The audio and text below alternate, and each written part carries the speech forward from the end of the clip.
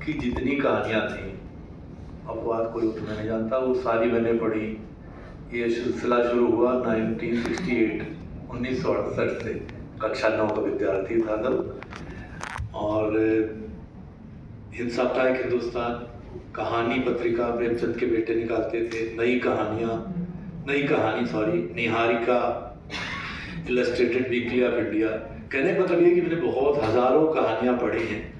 इस नाते चलिए, एक आपने मुझे जो ये दायित्व सौंपा, मैं कहना ये चाहता हूँ कि अगर मैं याद करूँ आज से 50-60 साल पहले की कहानी की, तो कहानी का स्वरूप बिल्कुल अलग था, उसके तथ्य बिल्कुल अलग था।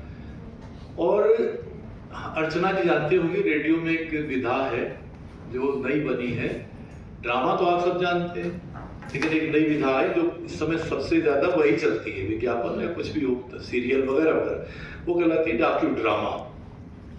तो यहाँ ड्रामा की अगर हम स्टोरी लगाते हैं तो करीब करीब डॉक्यू स्टोरी, उस तरह की विधा। जैसे सुधा जी की कहानी थी, अब वो इतनी एक ऐसी व्यथा है, कोटा में अभी 4 आत्महत्याएं हुई हैं 8-10 दिन के अंदर। वो इंस्टीट्यूट का 9 हो गई। हाँ, आप सही कह रहे हैं।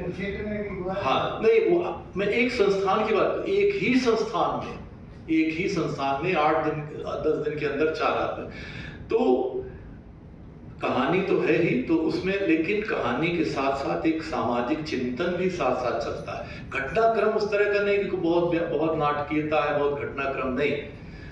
और इसी तरह की वो जो कहानी थी वीना जी की, तो कमाल की कहानी है। और ये तो कहने का मतलब ये है कि जो आपने प्रतियोगिता की है वो बिल्कुल सफल है।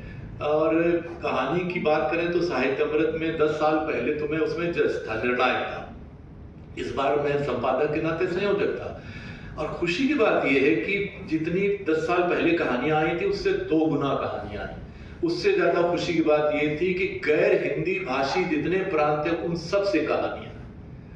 और जितना आज का देश में जो कुछ हो रहा है, घटित हो रहा है, वो सारे विषय करीब करीब से समझे थे। तो आपकी जो कहानियां जो छूट गई, जो नहीं सुन नहीं पा रहा हूँ, मैं पढ़ूंगा जा करके।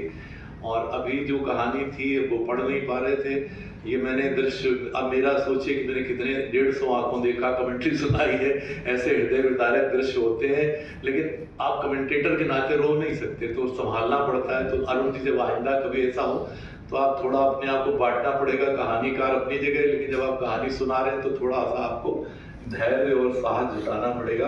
कहानी बहुत आपकी मार्मिक थी, क्योंकि मेरे ऑफिस में बिल्कुल जो सुधीर जी हैं वो बिल्कुल साक्षात थे। और तरह तरह की चोरियां, तरह तरह के हथकंडे, और मैं ऑफिस के हेड ऑफ द ऑफिस के नाते बहुत परेशान रहता था, कर क्या सकता था। तो सारी जितनी कहानियां थी हमारे, वो संपर्क भले ही टूट गया, लेकिन अब वो बच्चे की कहानी, जो बच्चा कुएं में फेंका जाता है।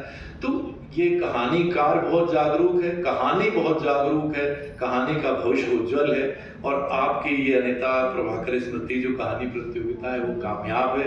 मैं विश्व प्रभाकर संस्थान को बधाई देता हूँ, अतुल जी को। ये सिलसिला चलता रहे। और इसी तरह जो साहित्य का जो काम है, वो साहित्य अपना काम, साहित्यकार का काम, जो उसका दायित्व है, वो पूरी सार्थकता के साथ निर्वाह उसका कर रहा है। ये हम सब के लिए बहुत सुखद दृश्य है, क्योंकि चिंता है तो चिंतन है, और चिंतन है तो दुनिया, समाज, देश बदलेगा। बहुत बहुत धन्यवाद।